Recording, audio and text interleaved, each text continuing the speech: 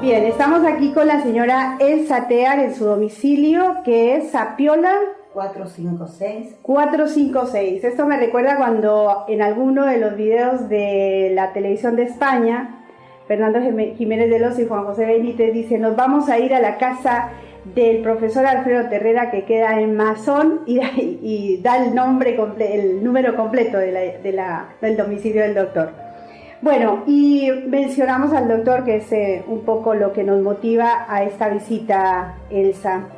Elsa Tear nació y vivió en Bahía Blanca, con muchísimas experiencias en los niveles, así lo hemos presentado en el programa de radio, en el área de yoga. La conocen más específicamente como instructora de yoga.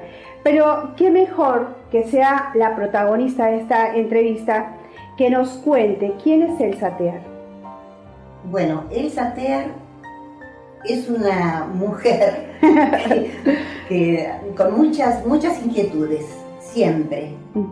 Yo desde hace 40 años que estoy metida en grupos espirituales, escuchando distintas cosas, siempre con grupos amenos, grupos amigos, y después inquieta con respecto a quiero estar en todo lo que me interesa, y lo he logrado porque he estado durante 10 años. Yo formé una asociación cultural que se llamaba EDEM, que era una asociación para empezar a mover las energías de Bahía Blanca, trayendo gente muy idónea en distintos temas que tenían que ver con la espiritualidad, la bioenergía, y temas, todo lo cósmico que pude aprender. Después, 10 años pasé allí, y allí fui donde conocí al doctor Terrera, porque es quien me introduce en este tema. En ese momento yo era secretaria ejecutiva, administradora del Colegio de Abogados. Estuve ahí trabajando 13 años. Y un día se me ocurrió irme a Buenos Aires a hacer entrevistas, así como estás haciendo vos. Y llego y llevaba solamente una dirección, que era la del doctor Arias Varela. Que Arias Varela es un físico nuclear que llegó dentro de todas la física a darse cuenta de la existencia de Dios. Después traje también al doctor Álvarez López, que vive en Córdoba. Vivía en Córdoba, no sé si sigue. Ya se fue, ya partió. Sí, pero con él yo tuve muchas, diría casualidades o causalidades, porque él fue un escritor famoso, doctor en física, doctor en química, y lo que él hacía era dar conferencias cuando tenía ganas.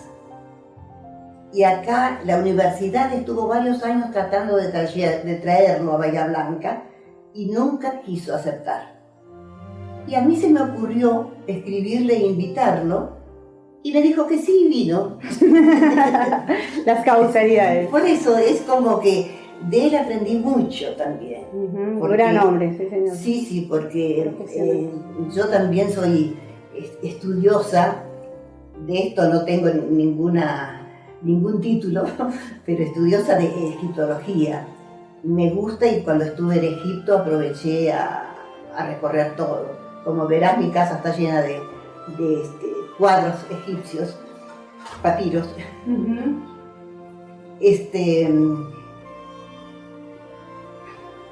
Bueno, entonces quería decirte que estuve con gente muy importante, y uno de los que yo fui a tratar de convencerlo, a mí me interesaba gente que sepa, no chantas. Y yo estaba vivaracha, qué sé yo, estaba como... ¿Qué edad teníamos en esa época? De eso no hace tanto, y podría ser, bueno, no te quiero decir mi edad. No, sí, no me va a decir la edad, solamente bueno, más o menos. Ponele 40 años. Éramos jóvenes. Bien. No, 30. Me parece que sí, por la época en que lo estaba enmarcando tenía 30 años. ¿Y es ahí donde conoce al profesor Terrera? Bueno, el profesor Terrera es uno de los que me dieron el número para conectarme con él. Y él vivía en San Isidro. En San Isidro. Entonces me citó a su casa para hablar, le interesó el tema. Me citó a su casa y yo fui después de largo recorrido, en tren, colectivo, taxi, llegué a su casa. Y cuando toco el timbre, él se asoma y se empezó a reír. Y me dice, eres tal cual te imaginaba. Los dioses de la Pampa así lo han querido. Eso es lo que me recibió con eso. Bueno, entré, pasé y estuve varias horas hasta la noche charlando con él. Él, aparte de ser historiador, escritor, poeta, tiene muchos títulos, es abogado, antropólogo, sociólogo, politólogo. Sí, tiene muchos folclorista, pero no folclorista. De la historia. Él estudiaba al indio de las Pampas y estaba relacionado con la parte de los comechingones.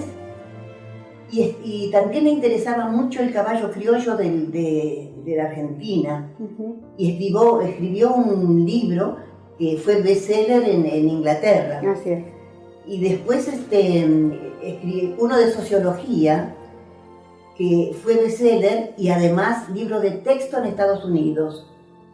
Y su pensamiento lo usó Gaddafi en Libia para hacer su constitución.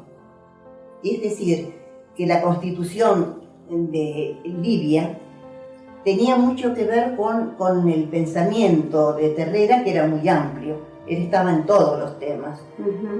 Después también era invitado siempre a Irak. Estuvo en Irak e Irán. Estuvo mucho tiempo como invitado del rey Hussein. Iba con su esposa y a su esposa se la sacaban en cuanto llegaba y la vestían de negro con la cara tapada, y a él iban adelante los hombres. A él le dieron el turbante blanco de la sabiduría, que muy pocos hombres han recibido. Además, él fue invitado a dar conferencia en la Sorbona junto con 9 sabios, 8 y él 9 sabios mundiales. O sea que tenía sabiduría. Y tenía muchas facetas que no comentaba, pero conmigo las hablaba, porque estuve conectada con él 10 años trabajando, dando cursos, haciendo conferencias, y tuve mucho acercamiento a su pensamiento verdadero. Por ejemplo, cosas que nunca contaba. Él tenía a alguien que le pasaba información, se llamaba Tokor, no era terrestre. Tokor lo llamaba telepáticamente desde el gallinero a la noche, y él sentía el llamado telepáticamente, iba al gallinero y le pasaba sabiduría. Muchos años, creo que hasta su muerte debe haber tenido este contacto. Un contacto que él no dijo si era terrestre, extraterrestre, pero era un ser de luz. Así que supongo que sería intraterreno o supraterrestre. Bueno, mi conexión con él fue que hablamos muchísimo y nos entendimos mucho. Aceptó venir a Bahía Blanca, vino, y bueno, yo tenía esa asociación y un grupo que me rodeaba, que eran gente que trabajaba conmigo, y que hicimos una reunión firmando todos que de lo que se ganara con la entrada de los profesionales que venían, eso iba a ir todo a instituciones carenciadas. Y así fue. Pudimos, por suerte, ayudar bastante a bastante gente y nunca de ahí tocamos un peso, porque iba contra nuestros principios. Bueno, con Terrera vino, suponiendo que sea en febrero acá, y me dice, tengo que hacerte una invitación. Dice, ir a Capilla del Monte, porque estoy invitado a ir y yo tengo que llevar a las personas que yo considere que están preparadas para eso. Dice, tú eres una esotérica, eres es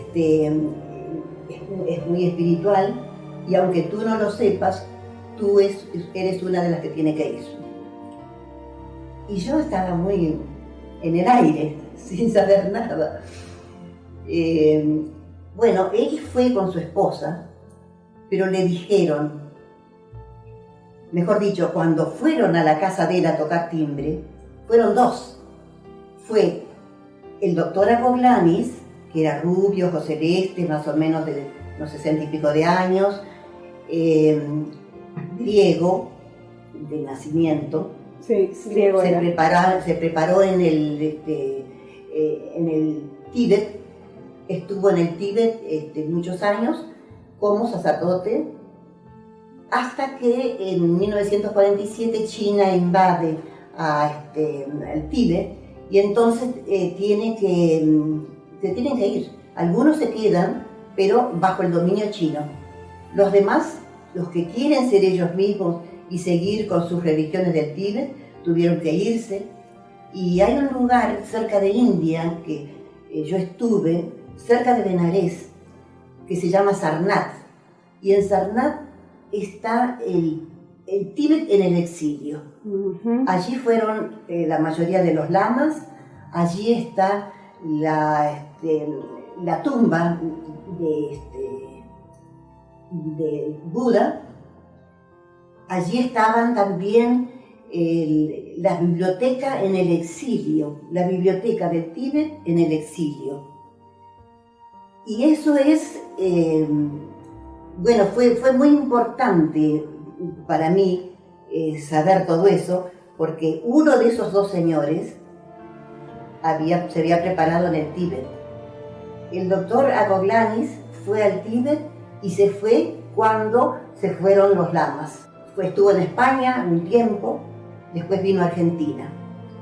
Él estuvo mucho tiempo, al ser médico, estuvo mucho tiempo recorriendo las montañas de la cordillera de los Andes, donde iba a cada pueblito que tenían muy pobres, les llevaba comida, les llevaba medicamentos, los curaba y después seguía a otro pueblito, y así fue haciendo misión durante varios años.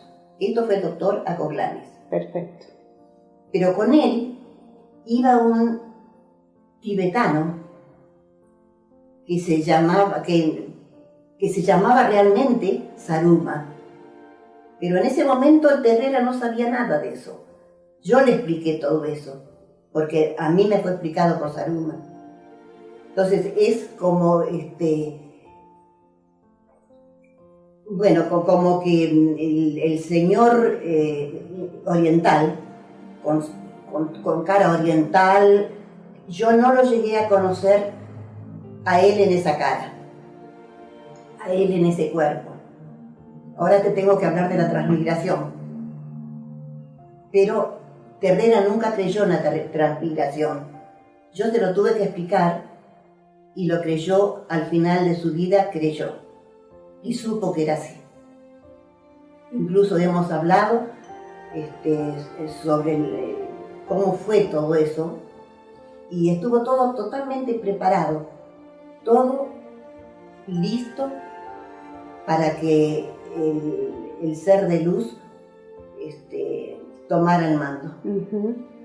Este ser de luz del Tíbet fue ahí, a ver, le preguntaron si tenía él el bastón de mando o piedra de la sabiduría, que era una piedra basáltica negra de 1,20 m de largo, y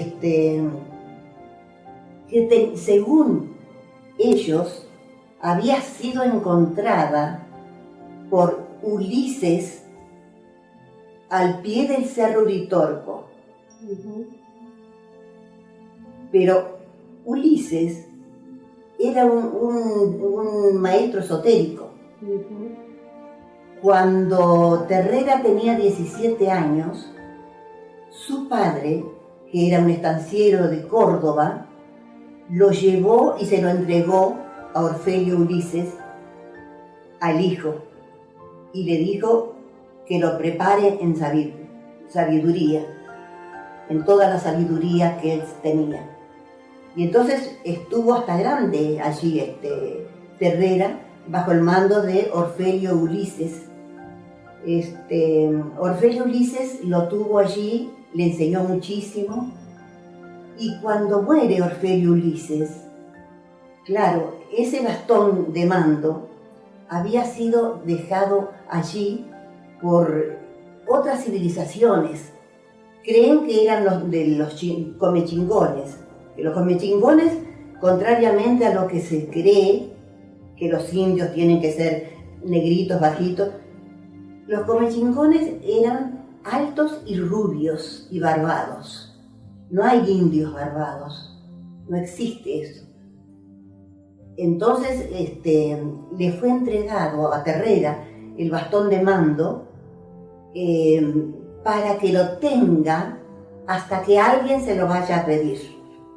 Ten en cuenta esto, hasta que lo tenga, para que lo tenga, hasta que alguien se lo vaya a pedir.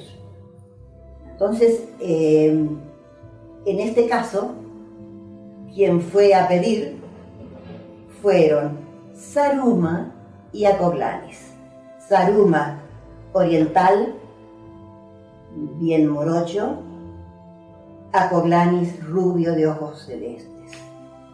Fueron ambos y le dijeron que querían tocar el bastón de mando. Y Terrera, que era un poco ególatra, porque bueno, tenía razón para hacerlo, les dijo: ¿pero ustedes me quieren conocer a mí? Dice: no, a usted no, ya sabemos quién es.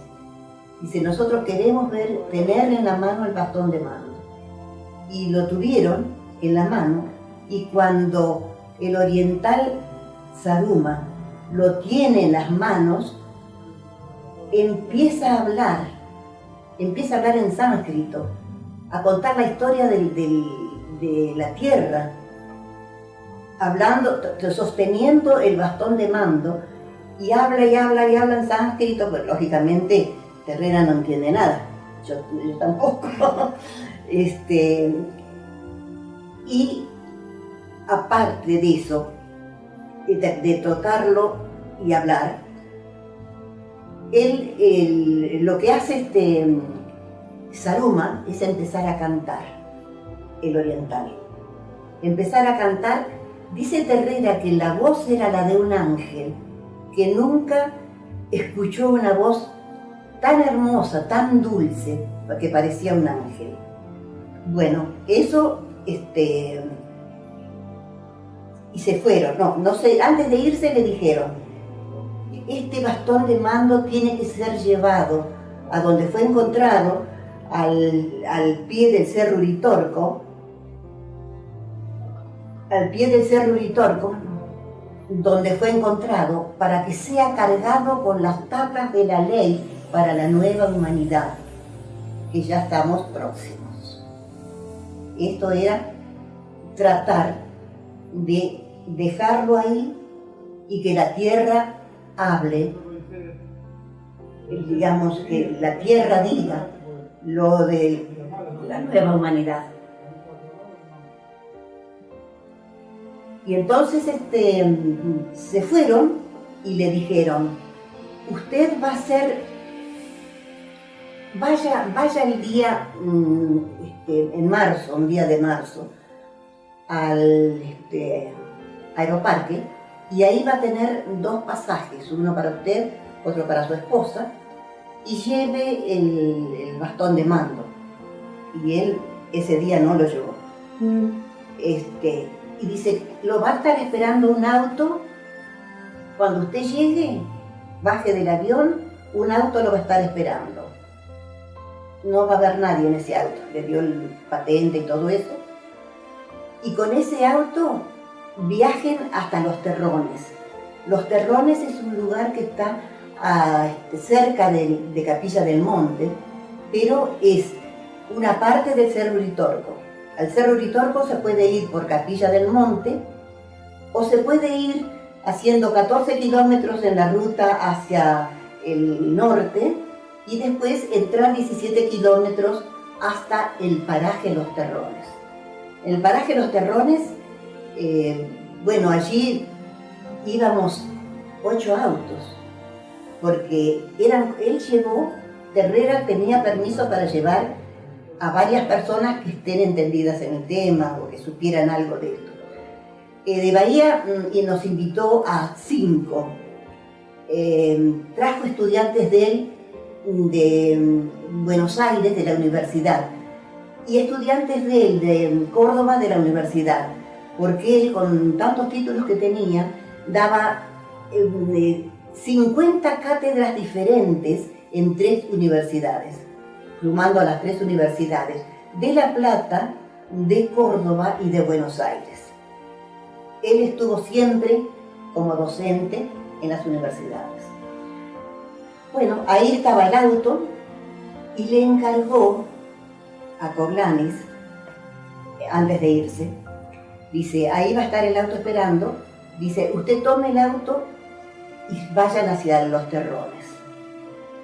A mitad de camino para subir a Los Terrones, que son 17 kilómetros, va a haber un señor esperándolo en la oscuridad. Súbalo, hágalo subir. No le pregunte nada, no le hable nada y no lo invite a cenar a la vuelta y llévelo a Los Terrones. Bueno, hizo lo correcto, lo que le dijeron, llegó a Los Terrones, allí estuvo el señor esperándolo, y justo era el que había ido a la casa de Terrera, el oriental. No estaba Coglanis, estaba solo el oriental. Quiere decir que yo no conocí al doctor Coglanis, yo conocí directamente al oriental transmigrado.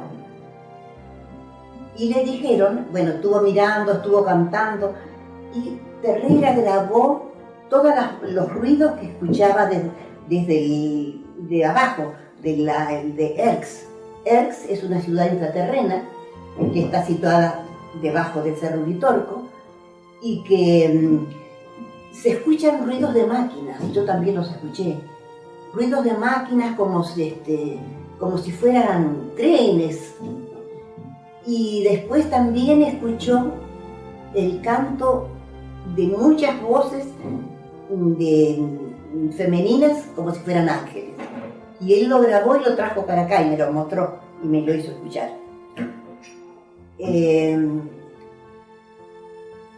Estuvo allí y el oriental cantó mantras todo el rato y después le dijo que volvieran.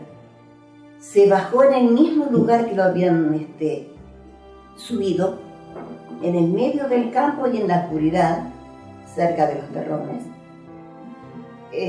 Y Terrera y su esposa se vinieron juntas.